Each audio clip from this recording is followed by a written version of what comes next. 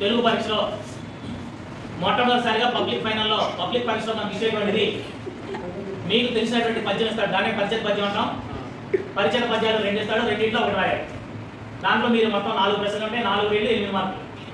మొదటి 3 6 ప్రశ్నలు ఇస్తాడు, మీరు సమాధానం రాయాలి. 4వ దాంట్లో మీరే ప్రశ్న తయారు చేయాలి. దానికి కానీ మనకి మొత్తం 3 పాఠాల్లో మనకి మధ్య భాగాలు ఉన్నాయి. ఒకటేమో ప్రత్యక్ష దైవాలు, 2 శతమాధుర్యం, 3 రాజధర్మం.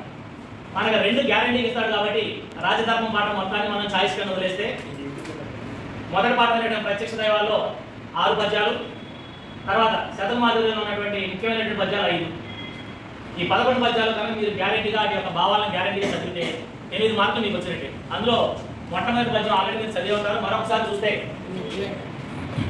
కింది పరిచయ పద్యాన్ని చదివి అడిగిన ప్రశ్నలకు జవాబులను రాయండి. 4 నుండి 8 మార్కులు 4 చెప్పాను మీకు. ఏ నిమ్మెయినుత్తమ విజ్ఞానోన్నతి వడయుటకు నిజం బహుమూలంబైనది కలదొక ధర్మము భూనుత యది నీకు దృష్టముగా నిరింగింతున్. దీని యొక్క భావం ఆల్రెడీ మీకు టెక్స్ట్ బుక్ లో ఉంది. కానీ దీన్ని విడదీసి చదువుకుంటే, అంటే పదవి విభజన చేసి చదువుకుంటే, ఏన్ అంటే నేను, ఇమ్మెయిన్ ఈ ప్లస్ మెయిన్ అంటే ఈ విధముగా. ఇది గుర్తుపెట్టుకుంటే అయిపోయింది. నేను ఈ విధముగా ఉత్తమ మంచిదైనటువంటి విజ్ఞానోన్నతి, నాకు మంచి జ్ఞానం, వడయుటకు పొందుటకు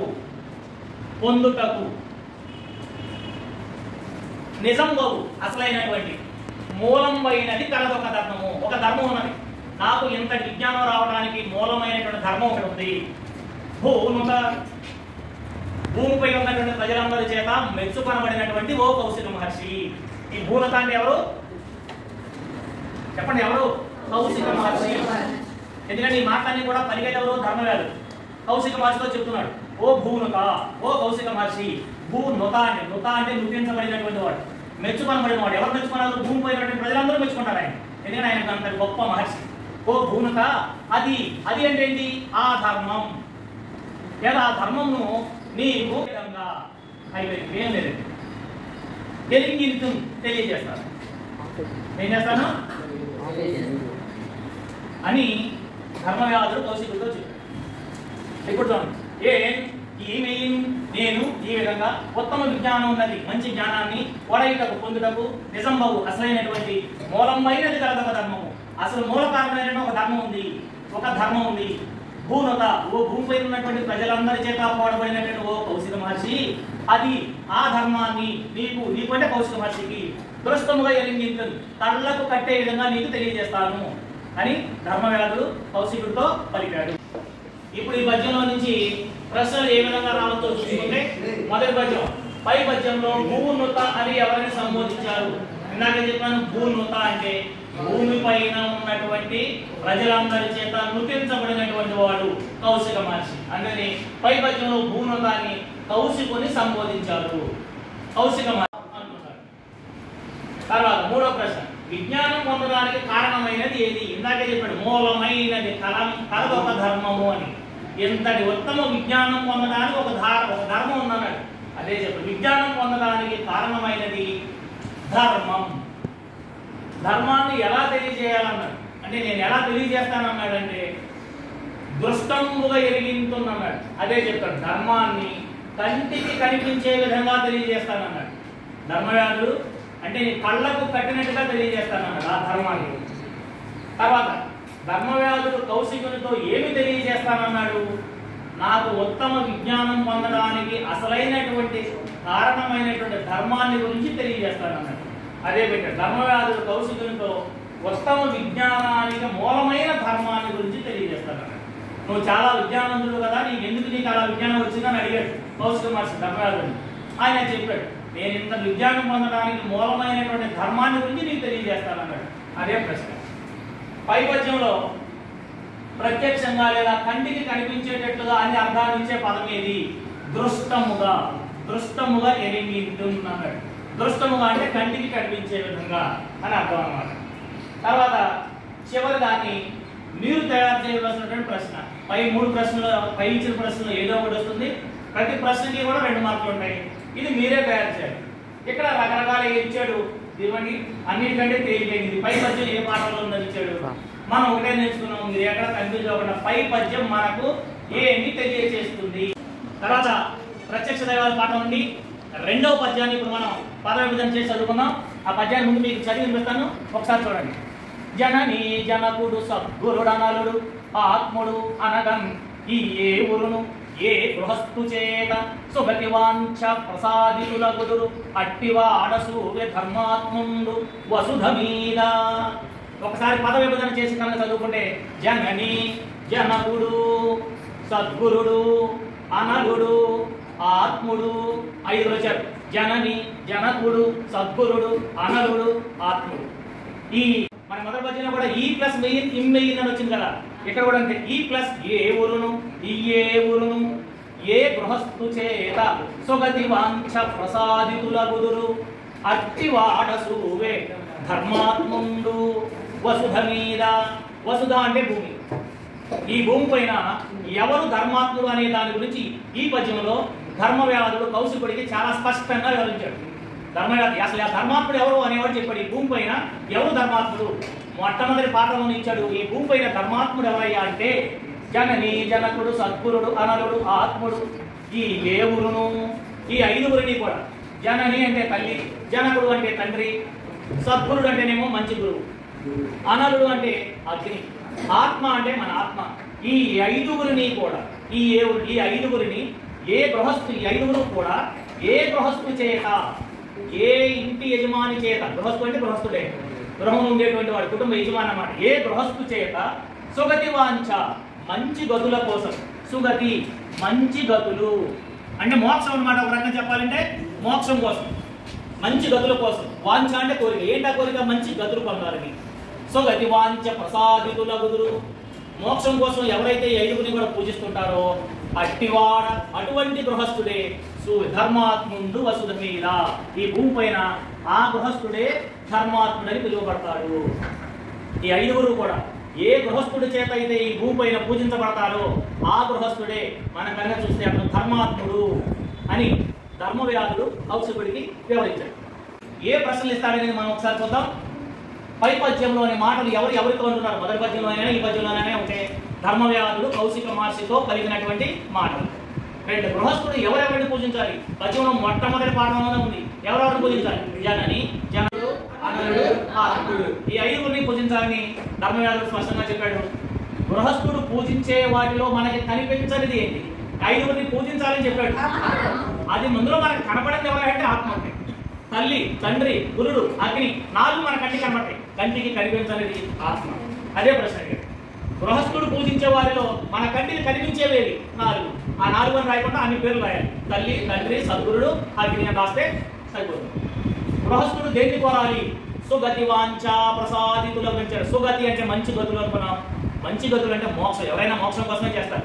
కాబట్టి ఇక్కడ కూడా అదే చెప్పాడు కదా, గృహస్థుడు పుణ్యాన్ని కోరాలి. పుణ్యాన్ని కోరి పూజిస్తాడు. పుణ్యాన్ని కోరే గృహస్థుడు ఎటువంటి వాడు? చివరి పద్యంలో చివరి పాదంలో ఇచ్చాడు మనకి. అటువంటి వాడే ధర్మాత్ముడు వసుధ మీద అని. అందుకే పుణ్యాన్ని కోరే గృహస్థుడు ధర్మాత్ముడు. ఎవరిని ధర్మాత్ముడు అంటారు? ఈ 5గురిని పూజించేటువంటి వాళ్ళని ధర్మాత్ముడు. 5 తల్లి, తండ్రి, గురువు, అగ్ని, ఆత్మ అనే 5గురిని పూజించేవాడిని లేదా సంతోషపెట్టేవాడిని ధర్మాత్ముడు అంటారు ఈ భూమి పైన. చివరి పై పద్యం ఆధారంగా ఒక ప్రశ్న తయారు చేయమన్నాడు. పై పద్యం మనకు ఏమి తెలియచేస్తుంది? పై పద్యం మనకు ఏమి తెలియచేస్తుంది అనే ప్రశ్నతో మీకు ఈ పద్యంలో ఎలాంటి ప్రశ్నలు ఇచ్చినా సరే 4కి 4 8 మార్కులు గ్యారెంటీ. ఇప్పుడు మళ్ళీ ప్రత్యక్ష దైవాల పాఠంలో నుండి 3వ పద్యాన్ని, ఈ పద్యం కూడా ఇందులో ఉన్నటువంటి మాటలన్నీ కూడా ధర్మవ్యాధుడు కౌశిక మహర్షితో పలికినటువంటి మాటలే ఈ పద్యంలో కూడా వింటాం. ముందు పద్యం చూడండి. నీక వగచి వగచి నిర్భిన్న హృదయులై విగత చెచ్చులై వినవే వారలరిగి ఇంకనైనన్ అమ్ముదుసళ్ళ ఆ ప్లస్ ముదుసళ్ళ అమ్ముదుసళ్ళ ఉదగ్ర శోకవహిని ఆర్పవయ్య. అమ్ముదుసళ్ళ ఉగ్ర శోకవహిని ఆర్పవయ్య అని ధర్మవ్యాధుడు కౌశికునితో అన్నాడు. ఏంటో చూడండి. నీక వగచి వగచి, నీ కోసం నువ్వేమో అమ్మ నాన్న వదిలిపెట్టి వచ్చేసావు కదా, నీ కోసం ఎదురు చూసి వగచి వగచి ఎదురు చూసి నిర్భిన్న హృదయులై, వాళ్ళ యొక్క హృదయం ఏమైపోయింది? బండబారిపోయింది. కాబట్టి నీ కోసం చూసి అందుకే నిర్భిన్న హృదయులై విగత చక్షులైరి చాలా ముఖ్యమైనటువంటిది. విగత చక్షులైరి, చక్షులు అంటే ఏంటి? కళ్ళు. కళ్ళు ఏమైపోయాయంట? విగత చక్షులైరి, గుడ్డి వాళ్ళు అయిపోయారు. ఏమైపోయారు? అంధులైపోయారు. అంధులైనారు. విగత చక్షులు అంటే అంధులైపోయారు, గుడ్డివాడు అయిపోయారు. నీకోసం కళ్ళు కాయలు కాయచేలా చూసి చూసి నవ్వే వినిపించుకోవా? ఓ ఆరలరిగి, ఓ ఆరలను అరిగి ఆ తల్లిదండ్రుల దగ్గరకు వెళ్ళి, ఓ ఆరలరిగి ఇకనైనా ముదుసళ్ళ, ఆ ప్లస్ ముదుసళ్ళ, ఆ ముసలి వాళ్ళ యొక్క ముసలి వయసులో ఉన్నటువంటి నీ తల్లిదండ్రుల యొక్క దగ్గరికి వెళ్ళి, ఆ ముదుసళ్ళ ఓ దగ్గర వాళ్ళ కోపం, వాళ్ళ బాధ చాలా గొప్పగా ఉంది. ఆ గొప్పదైనటువంటి ఆ బాధని శోక వహిని, ఇందులో రూపకాలంకారం ఉంది. శోక వహిని, శోకమనేది అగ్ని. శోకము అంటే దుఃఖము, వహిని అంటే అగ్ని. ఆ రెండు కలిసి ఉంది. అందులో ఎందుకే చక్కటి రూపకాలంకారం ఉంది. శోకం అనేది అగ్ని. శోకం అనేది అగ్ని. వాళ్ళ యొక్క నీ తల్లిదండ్రుల యొక్క శోకవహిని, శోకం అనేటువంటి అగ్నిని ఏం చేయమన్నాడు? ఆర్పవయ్యా. నువ్వు వెళ్తే చాలు వాళ్ళ యొక్క దుఃఖాగ్ని, శోకవహిని ఆరిపోతుంది అని చెప్పాడు అనమాట. నీ ఇక వగచి నీకోసం కళ్ళు కాయలు కాచేలా చూసి చూసి నిర్బంధ హృదయులై గుండె పగిలి విగత చక్షులైరి అందులైపోయిన దగ్గరకు వెళ్ళి, ఇంకనైనా ఇప్పుడైనా సరే ఆ ముదుసళ్ళ, ఆ ముసలి వాళ్ళ యొక్క ఉదగ్ర శోకవహిని, గొప్పదైనటువంటి శోకవహిని, దుఃఖం అనేటువంటి అగ్నిని ఆర్పవయ్యా. ఆర్పవయ్యా దుఃఖాగ్ని. ఎలాంటి ప్రశ్నలు ఇవ్వవచ్చో ఒకసారి మనం చూస్తున్నాం. మొదటి ప్రశ్న, ఇంతకుముందు నేర్చుకునే రెండు పద్యాలకి ఈ పద్యంలోని మాటలు ఎవరితో అన్నారు అంటే ధర్మవ్యాధుడు కౌశిక మహర్షితో అనినటువంటి మాటలు అని మనం సమాధానం రాయాల్సి ఉంటుంది. రెండవ ప్రశ్న, కౌశికుని కోసం దుఃఖించింది ఎవరు? చూసాక మనం కౌశికుని యొక్క తల్లిదండ్రులు కుమారుడి కోసం దుఃఖిస్తున్నాడు. ముసలి వాళ్ళ శోకానికి కారణం ఏమిటి? కన్నబిడ్డ అయినటువంటి కౌశిక మహర్షి వాళ్ళని వదిలిపెట్టేసి వచ్చాడు. అదే కారణం. కౌశిక మహర్షి తల్లిదండ్రులను విడిచి రావడమే వాళ్ళ యొక్క దుఃఖానికి కారణం. పై పద్యంలో వగచి ఏడ్చినది ఎవరు? ఎవరు పాపం? ముసలివారైనటువంటి కౌశిక మహర్షి యొక్క తల్లిదండ్రులు. కౌశిక మహాముని తల్లిదండ్రులకు ఏం జరిగింది? లేదా వాళ్ళు ఎందుకు గుడ్డివాళ్ళు అయ్యారు? ఎవరి కోసం గుడ్డివాళ్ళు అయ్యారు? కొడుకు కోసం వగచి ఏడ్చి పాపం గుడ్డివాడయ్యారు. విగత చక్షులైరి అన్నారు కదా. ఎవరి కోసం వచ్చారంటే కొడుకు కోసం. తర్వాత అందులయ్యింది ఎవరు? వాళ్ళ తల్లిదండ్రులు, కౌశిక మహర్షి యొక్క తల్లిదండ్రులు. ముదుసళ్ళ శోకవహిని అంటే వాళ్ళ యొక్క దుఃఖాగ్ని, శోకవహిని రూపక సమాచాల్సింది ఎవరు? ఎవరు సమాచారు? కుమారుడైనటువంటి కౌశిక మహర్షి. అందుకే ధర్మవ్యాధుడు ఏమన్నాడు? ఎల్లవయ్యా వెళ్ళి ఇప్పుడైనా సరే వాళ్ళ యొక్క దుఃఖం అనేటువంటి అగ్నిని ఆర్పవయ్యా. తర్వాత ప్రత్యక్ష దైవాల పాట నుండి 4వ పద్యాన్ని ప్రమాణం నేర్చుకుందాం. చూడండి ఒకసారి. నీ యజ్జయనమ్మును సుకృతాయాసము నిష్ఫలంబులైచను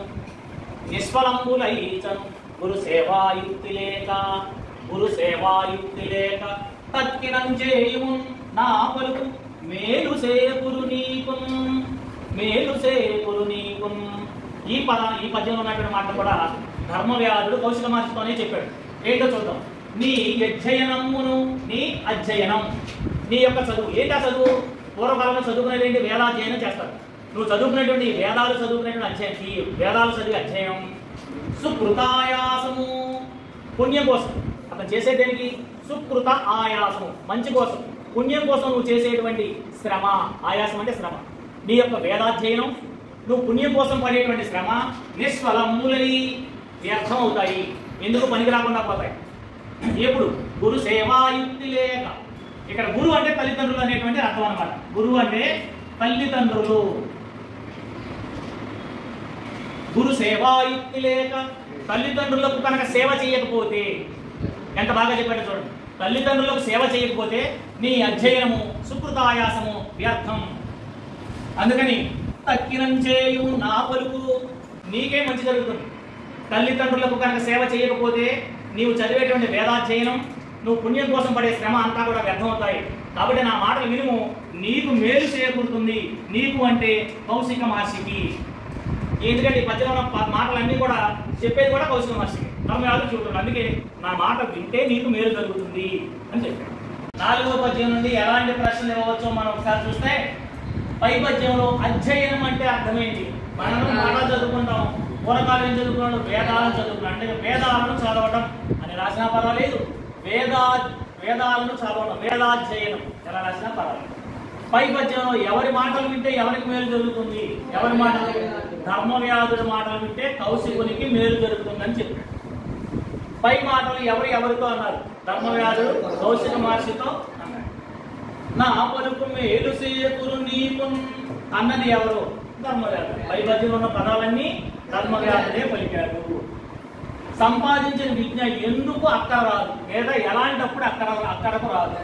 సంపాదించిన విద్య అంటే జ్ఞానం తల్లిదండ్రులకు సేవ చేయకపోతే వ్యర్థం, వేస్ట్ అయిపోతుంది అన్నాడు. నిష్ఫలంబు అన్నాడు అన్నమాట. ఫలం లేదు, నీకు ఉపయోగం రాదు సేవ చేయకపోతే, తల్లిదండ్రులు సేవ చేయకపోతే. పై పద్యం ఆధారంగా ఒక ప్రశ్న తయారు చేయండి. పై పద్యం మనకు ఏమి తెలియచేస్తుంది అనే ప్రశ్న మీరు రాస్తే 4కి 8 మార్కులు డెఫినెట్గా మీకు వస్తాయి. ప్రత్యక్ష దైవాల తర్వాత పద్యంలో నుంచి, పాఠంలో నుంచి మనం 5వ పద్యాన్ని ఇప్పుడు చదువుకున్నాం. ఇది ఎట్టిదన్ నీ చెప్పిన సదమలహిత వాక్య భంగి సకలము వింటిన్ గురుజనములకు ప్రీతి చేసేదనగా. అనగా అంటే పాపము లేనివాడా అంటే పూర్తిగా ధర్మాత్ముడే. ధర్మాత్ముడు ఎవరయ్యా అంటే ధర్మవ్యాధుడు. ఇక అనగా అంటే ధర్మవ్యాధుడు అంటే ఇప్పుడు దీన్ని బట్టి మనకు అర్థం చేసుకోవాలి. అనగా అని సంబోధించిన ఎవరంటే కౌశిక మహర్షి. ఈ గత పద్యాలన్నింటిలోనూ ధర్మవ్యాధుడు కౌశిక మహర్షితో చెప్తే ఇక్కడ మనకి జాగ్రత్తగా వినాలి. ఇక్కడ ఏమన్నారు చూడండి, ఇక్కడ సకలము వింటిన్. ఏం విన్నాడు, ధర్మవ్యాధుడు చెప్పినటువంటి పలుకులన్నీ విన్నాడు. అందుకని సకలము వింటిన్ విన్నదెవడు, కౌశిక మహర్షి. అందుకని మనకి సందేహం రాకూడదు ఇది ఎవరెవరితో అన్నారని. కౌశిక మహర్షి ధర్మవ్యాధుడితో అన్నాడు. సకలము వింటిన్ అన్నాడు. చూడండి, ఇది ఎట్టిదా నువ్వు నీ చెప్పినటువంటి మాటలు అన్నింటినీ కూడా ఇప్పటి వరకు గత 4 పద్యాలు ఏమైతే చెప్పావో అవన్నీ సదమల హితవాక్య భంగిన్, సత్ అమల హితవాక్య భంగిన్, చాలా మంచి పవిత్రమైనటువంటి హితవాక్యములు చెప్పావు. హితము అంటే మంచి కదా, హితం మనం హితుడు అంటే కూడా మంచివాడు అనుకుంటాం. హితవాక్యములు మంచి వాక్యాలను నువ్వు నాకు ఎన్నో మంచి విషయాలు చెప్పావు. ఆ విషయాలన్నీ ఏం చేశాను, సకలము వింటిన్, నాకు చెప్పినటువంటి విషయాలన్నీ కూడా విన్నాను. వదలక ఏ వదలక నువ్వు చెప్పినటువంటి మంచి విషయాలన్నీ ఏమాత్రం కూడా వదిలిపెట్టకుండా ఈ మెయిన్ మన మొదటి పద్యంలో కూడా వచ్చింది. ఈ ప్లస్ మెయిన్ ఈ విధంగా అంటే నువ్వు చెప్పిన విషయాలన్నీ కూడా వదిలిపెట్టకుండా ఈ విధంగా చరించదా పాటిస్తాను, నేను పాటిస్తాను. నువ్వు చెప్పిన ఏ మంచి విషయాన్ని కూడా వదిలిపెట్టకుండా పాటిస్తాను. గురుజనములకు గత పద్యంలో కూడా చెప్పాను. గురు శబ్దం అంటే తల్లిదండ్రులకి. గురుజనములకు నా తల్లిదండ్రులకు ప్రీతి చేసేదా వాళ్ళని సంతోష పెడతాను. నువ్వు ఏదైతే తల్లిదండ్రులకు సేవ చేయమని చెప్పావో ఆ విధంగానే నువ్వు చెప్పిన మంచి విషయాలన్నీ కూడా నేను వదలకుండా ఆచరించి పాటించి నా తల్లిదండ్రులకు ప్రీతి చేస్తాను, నేను సంతోష పెడతాను అని అనగా ఓ ధర్మవ్యాధుడు, పాపము లేనటువంటి ఓ ధర్మవ్యాధుడా, నేను గ్యారెంటీగా నువ్వు చెప్పి నేను చేస్తానయ్యా అని కౌశిక మహర్షి ధర్మవ్యాధుడితో అన్నటువంటి పలుకులు ఇవి. ఈ పద్యంలో నుంచి ఎలాంటి ప్రశ్నలు మనకి ఇవ్వవచ్చు ఒకసారి చూద్దాం. పై పద్యంలో అనఘ అని ఎవరిని సంబోధించాడు? అనఘ ఓ పాపం లేనటువంటి వాడు అంటే ధర్మాత్ముడు. ధర్మాత్ముడు అంటే ఎవరంటే పేరులోనే ధర్మాన్ని నింపుకున్నటువంటి ధర్మవ్యాధుడు. 2 కౌశికుడు ఏమి చేసి తరిస్తానన్నాడు? గురుజనములకు సేవ చేసి తరిస్తానన్నాడు. గురుజనములకు ప్రీతి చేసేదని అన్నాడు. తల్లిదండ్రులు సంతోషపెట్టడం ఏంటి? తల్లిదండ్రులకు సేవ చేస్తాను అన్నాడు. ధర్మవ్యాధుల మాటలు శ్రద్ధగా విన్నది ఎవరు? కౌశిక మహర్షి.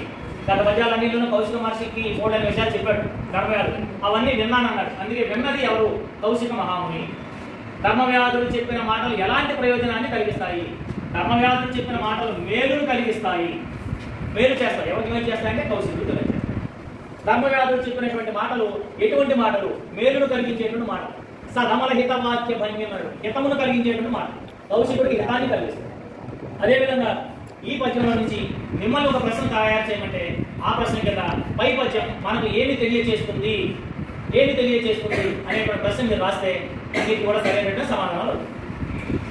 చివరి పద్యం నాదైన భాగ్యవశమునగాదే నీతోడి చెలిమిగలిగెన్ పరమాహ్లాద మనస్కుడనైతి శుభోదయములకెల్లనింక యుక్తుడనైతిన్ అని కౌశిక మహర్షి ధర్మవ్యాధుడితో పలికాడు. నాదైనటువంటి భాగ్యవశము కాదా అంటే భాగ్యం అంటే అదృష్టం. నీతో నాకు స్నేహం కలగటం అనేది నా ఎంతో అదృష్టం అన్నాడు. రెండవ పాదం చూడండి. నీతోడి చెలిమి కలిగిన్, చెలిమి అంటే స్నేహం, నీ చెలిమి నాకు ఎంతో అదృష్టవశాత్తు కలిగింది. పరమాహ్లాద మనస్కుడనైతి, పరమ ఆహ్లాద మనస్కుడను ఐతి, నా మనస్సు ఎంతో ఆహ్లాదకరంగా ఉన్నదన్నమాట. శుభోదయములకెల్లన్ ఇంక యుక్తడనైతిన్, ఇక నుండి నాకు అన్నీ శుభోదయాలే, వాటన్నింటికీ నీ స్నేహం శుభసూచకం అని కౌశికుడు ధర్మవ్యాధుడితో అన్నాడు. ఇప్పుడు ఈ పద్యం నుండి పరీక్షల్లో ఇవ్వదగినటువంటి ప్రశ్నలను మనం ఒక్కసారి చూస్తే, పై పద్యంలో ఎవరితో ఎవరికి స్నేహం కలిగింది? మీ అందరికీ తెలుసు కదా, కౌశిక మహర్షికి ధర్మవ్యాధుడితో స్నేహం కలిగింది. రెండవ ప్రశ్న, నా అదృష్టం వల్ల నీతో స్నేహం ఏర్పడిందని ఎవరన్నారు? కౌశిక మహర్షి. ఎందుకంటే వచ్చింది ఎవరు? కౌశికుడు. ఎవరి దగ్గరికి వచ్చాడు? ధర్మవ్యాధుడి దగ్గరికి వచ్చాడు. అందుకని ధర్మవ్యాధుడితో స్నేహం అదృష్టం వల్ల కలిగిందని కౌశిక మహర్షి అన్నాడు. పై మాటలు ఎవరితో అన్నారు? చివరి 2 పద్యాలు కూడా ఇంతకుముందు కూడా చెప్పాను. కౌశిక మహాముని ధర్మవ్యాధుడితో అన్నటువంటి మాటలు ఇవన్నీ. ఎవరితో స్నేహం కలగడం తన అదృష్టమని కౌశికుడు అన్నాడు? ధర్మవ్యాధుడితో. ఎవరి మనసు పరమ సంతోషంతో నిండిపోయింది? కౌశిక మహర్షిని యొక్క మనసు పరమ సంతోషంతో నిండిపోయింది. పై పదంలో స్నేహం అని అర్థాన్నిచ్చే పదం ఏంటి? చెలిమి. ధర్మవ్యాధుడితో కౌశికుడు ఏమని చెప్పాడు? బాబు, నీతో కలిగినటువంటి స్నేహం నాకు అదృష్టం అన్నాడు. అలాగే నాకు కలగబోయే శుభాలన్నింటికీ నీ స్నేహం శుభసూచకమని చెప్పాడు. పై పద్యం నుండి మనం ఎప్పటిలాగానే అడగబోయే ప్రశ్న, పై పద్యం మనకు ఏమి తెలియచేస్తుంది అనే ప్రశ్న రాస్తే చక్కగా 4కి 4 సరైనటువంటి సమాధానాలు అవుతాయి. శతక మాధుర్యం, ఇందులో కేవలం 5 పద్యాలు ఉంటాయి. ఈ 5 పద్యాల యొక్క పద్యాలని చదవడం నేర్చుకుని వాటి యొక్క భావాలను మనం బాగా నేర్చుకుంటే గ్యారెంటీగా 8 మార్కులు మనం సంపాదించుకోవచ్చు. శతక మాధుర్యం నుండి మొట్టమొదటి పద్యాన్ని మనం చదువుతాం.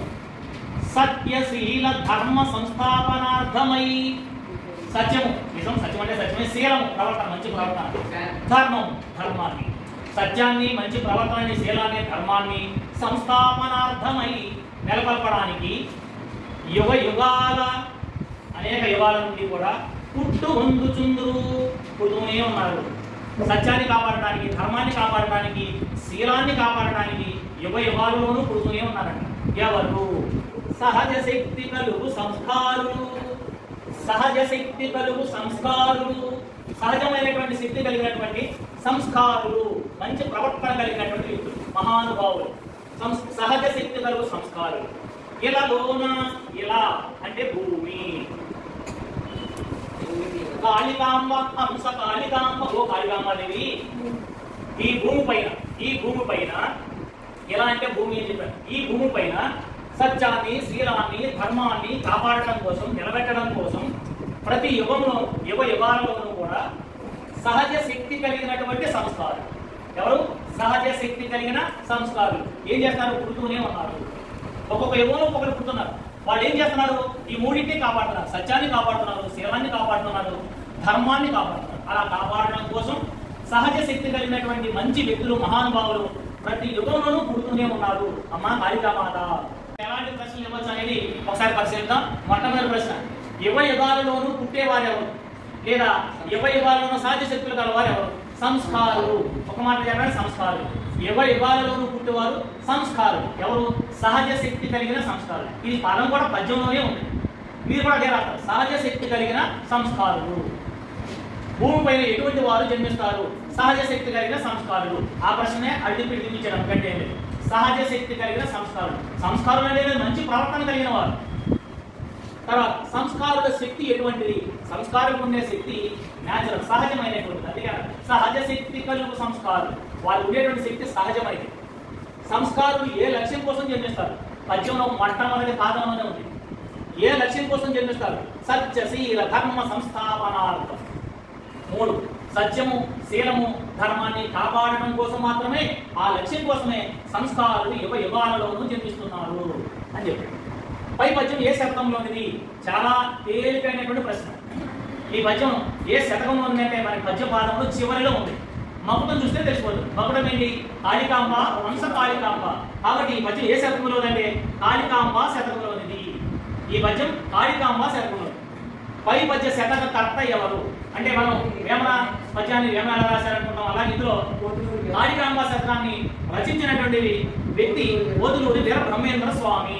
ఒక్కోసారి ఈ ప్రశ్న కూడా అడగచ్చు, ఈ పద్యంలో ఉండదు. కానీ కాళికాంబ శతకం అనగానే మనకి పోతులూరి వీర బ్రహ్మేంద్ర స్వామి కాళికాదేవిని ప్రార్థిస్తూ రచించినటువంటి పద్యం అని మనం గుర్తుపెట్టుకుని ఈ పద్యాన్ని రచించింది పోతులూరి వీర బ్రహ్మేంద్ర స్వామి అని రాయాలి. మరొక ముఖ్యమైనటువంటి పై పద్యం నందు మకుటం ఏది? ఏ పద్యానికైనా సరే మకుటం అంటే ఏంటి? కిరీటం. పద్యం మామూలుగా అయితే మనకి కిరీటం ఎక్కడ ఉంటుంది? తల మీద ఉంటుంది. పద్యానికి కిరీటం ఎక్కడ ఉంటుంది? చివరిలో. ఈ పద్యానికి చివరిలో ఉన్నటువంటి ఏంటి? కాళికాంబ. పై పద్యం నందు మకుటం కాళికాంబ హంస కాళికాంబ. మాధుర్యం నుండి మరొక ముఖ్యమైనటువంటి పద్యం చూస్తే చూడండి. భూమిలోన పుట్టు భూసారమెల్లను, భూమిలోన పుట్టు భూసారమెల్లను, తనువులోన పుట్టు తత్వమెల్ల, తనువులోన పుట్టు తత్వమెల్ల, శ్రమములోన పుట్టు సర్వంబు తానేను, శ్రమములోన పుట్టు సర్వంబు తానేను, విశ్వదాభిరామ వినురవేమ, విశ్వదాభిరామ వినురవేమ. ఈ పద్యానికి మకుటం, ఇది మకుటం. ఈ పద్యాన్ని రచించింది ఎవరయ్యా అంటే వేమన.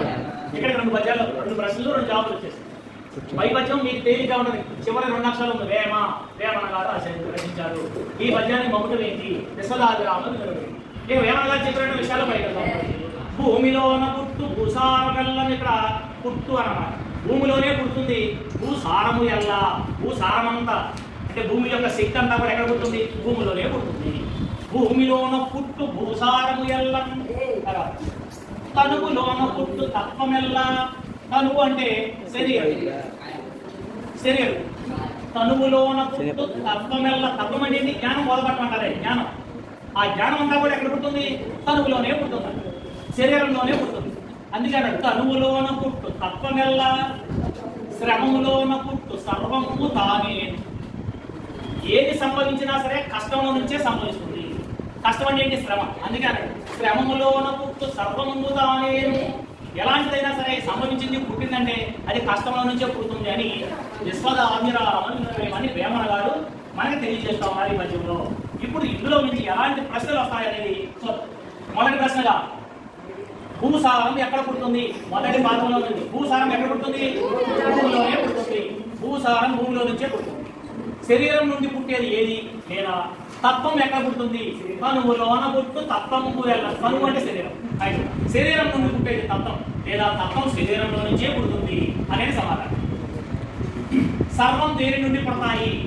సర్వము పుట్టు, శ్రమములోన పుట్టు సర్వము తానే. శ్రమము అంటే కష్టం. సర్వము శ్రమలో నుంచే పుడతాయి, అన్ని శ్రమలో నుంచే పుడతాయి. పై పద్యం ఏ శతకంలో ఉంది? చెప్పాము, చివరి పద్యంలో చివరి భాగంలో ఉంది. వేమన శతకంలో నుండి పద్యాన్ని ఇచ్చారు. అన్నింటికి మూలమైనది ఏంటి? అన్నింటికి మూలమైనది శ్రమ, శ్రమము లేదా కష్టం. ఏమి తెలియజేస్తుంది అనేక పద్యాలు రాస్తే చాలు. అట్లాగే ఇంకొకటి పై పద్యంలో మకుటం ఏంటి? విశ్వదాభిరామ వినురవేమ. పై పద్యానికి మకుటం అన్నమాట. ఓకే, మూడవ పద్యాన్ని చూద్దాం. ఇది కూడా చాలా తేలికైనటువంటి ముఖ్యమైనటువంటి పద్యం. భావమెట్టులుండే పలుకట్టిదయ్యుండు, భావమెట్టులుండే పలుకట్టిదయ్యుండు. పలుకు, పలుకులెట్టివై మనం చేసే పనులు, పనులను అనుసరించి ఫలములు చేకూరు. చాలా ముఖ్యమైనటువంటి వారు. పనులను అనుసరించి ఫలములు చేకూరు. పాప భయ విభంగ భావలింగ. పాప భయ విభంగ, పాప భయాన్ని అడ్డుకునేటువంటి ఓ భావలింగ స్వామి ఏంటంటే, భావమెట్టులుంటే పలుకట్టుదయ్యుండు. మనసులోని భావాన్ని బట్టి నోటులోని పలుకులు వస్తాయి. భావం వేరే ఉండి నోటని పలుకులు ఏదో రావంట. మనకు మంచి భావం అయితే మంచి పలుకులు వస్తాయి, చెడు భావం అయితే చెడు పలుకులు వస్తాయి. అదే ఆ విధంగానే భావమెట్టులు ఉంటే పలుకు, పలుకు అట్టిదయ్యుండు. దీని అర్థం ఏంటంటే పలుకు. పలుకు అంటే మాట, మాట అలా ఉంటాయి. పలుకులెట్టివైన పనులు నట్టు. మనం ఎలా అయితే పలుకులు ఉంటాయో, మాటలు ఉంటాయో దాన్ని బట్టే పనులు ఉంటాయి. ఇది పనులు అన్నమాట. పనులు మాట్లాడాలంటే మనం చేసే పనులు కూడా అలాగే ఉంటాయి.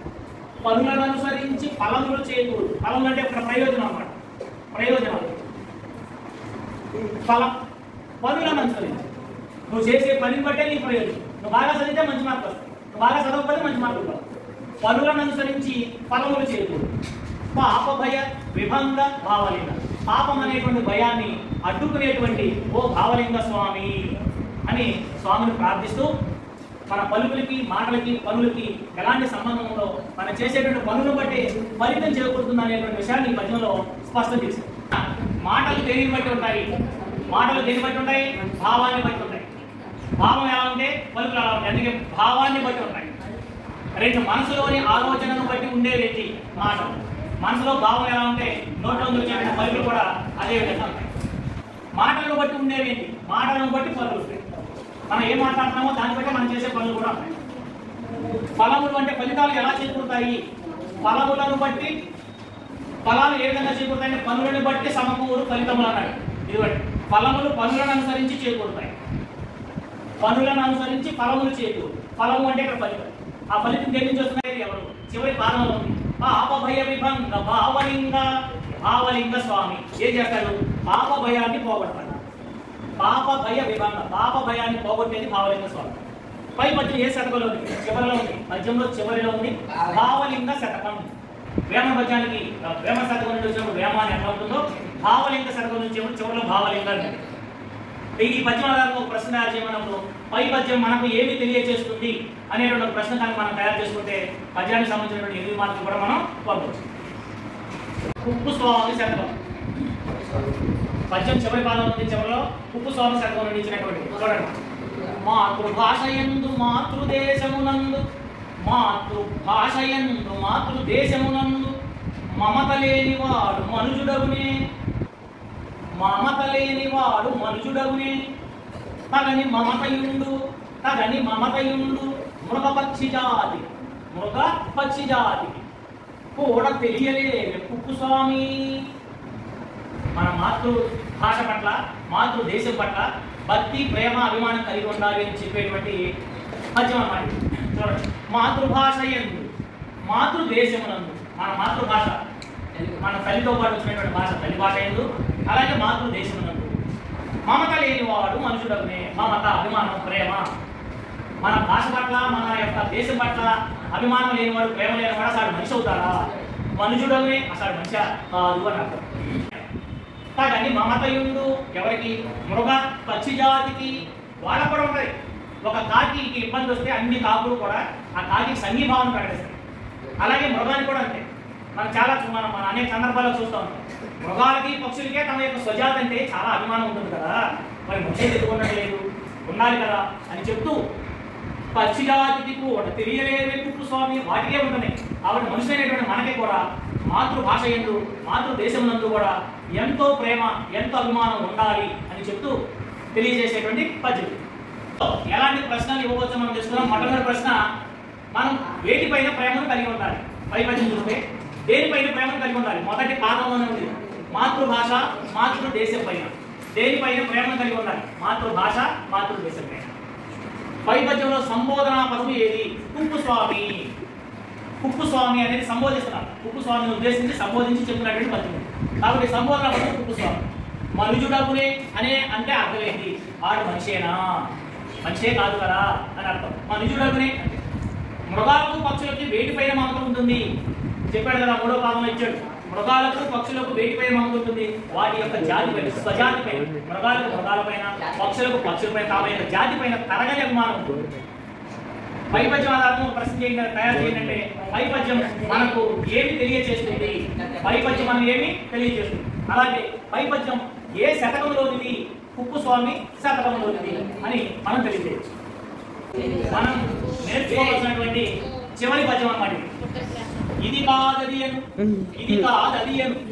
జాగ్రత్తగా చూడండి, చాలా తేలికైన పద్యం. ఇది కాదది అను, అది కాదిది అను, ఇది కాదది అను, ఇది అదియు వదలి ఏదియో వదలు, వదలని ముదముల వదలక, వదలని ముదముల వదలక, నదవదపడి చెదరి ఎడద హరిహరనాద.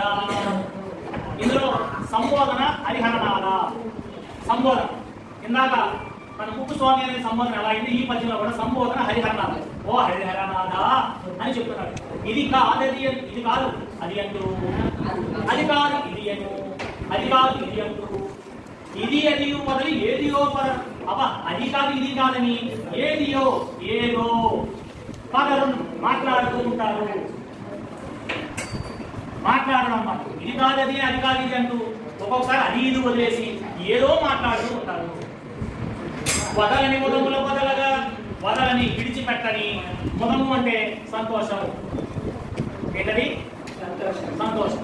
వదలనటువంటి సంతోషంతో నదవదపడి కలత చెంది, అంటే మనసు న్యూనత చెంది అక్కడ కలత చెంది చెదరి కకావికలైపోయి ఎడద. ఏంటది? చిత్తం లేదా మనసు. మనసు చెదిరిపోయినప్పుడు నోట్లో నుంచి వచ్చేటువంటి పలుకు సవ్యంగా రావు, ఎలా పడితే అలా వస్తాయి. దాని యొక్క అర్థం ఇలా చెప్పాడు. కాసేపు ఇది కాదు అది అంటారంట, కాసేపు అది కాదు ఇది అంటారంట, కాసేపు ఇది అది కాదు ఏదేదో మాట్లాడుతూ ఉంటారంట.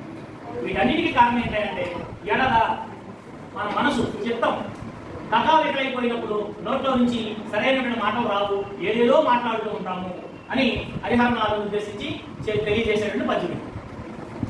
ఇవ్వదగినటువంటి ప్రశ్నలు ఏంటో చూస్తే, మనసు ఇది కాదని ఏది కావాలంటుంది? మనసు ఇది కాదని అది కావాలంటుంది. మొదటి పాఠంలో ఇది కాదని అని, ఇది కాదు అది కావాలంటుంది అంట. రెండు, అది ఇది కాదని ఏది కావాలంటుంది? అది ఇది కావాలని మరేదో కావాలంటుంది. అది ఇది కాదని మనసు ఏదో కావాలంటుంది. ఇది వద్దు అది వద్దంట, ఏదో కావాలంటుంది మరేదో. పై పద్యంలో కవి ఏది చెదిరిపోతుందని అన్నాడు. ఏది చెదిరిపోతుంది అన్నాడు? మనసు ఎడదా. పై పద్యంలో ఎడదా ఉంది. ఎడదా అంటే మనసు, చిత్తము, హృదయం. మనసు చెదిరిపోతుంది అన్నాడు. ఎడదా అంటే మనసు. హరిహరనాథ శతకంలో, హరిహరనాథ శతకం నుండి పై పద్యాన్ని ఇచ్చారు. పై పద్యంలో మనసు అనే అర్థాన్ని ఇచ్చే పదం ఏది? ఇందాక చెప్పాను, ఎడదా. ఆ పదం పేరు ఎడదా అంటే మనసు, మనసు అంటే చిత్తము, చిత్తము అంటే హృదయం. అలా పై పద్యంలో మనసు అనే అర్థాన్ని ఇచ్చే పదం ఎడదా. పై పద్యం ఆధారంగా ఒక ప్రశ్న తయారు చేయమన్నప్పుడు పై పద్యం మనకు ఏమి తెలియజేస్తుంది అనేటువంటి ప్రశ్న రాస్తే మనం చక్కగా 4 ప్రశ్నలకి కూడా 4 8 మార్కులు చేసుకోవచ్చు.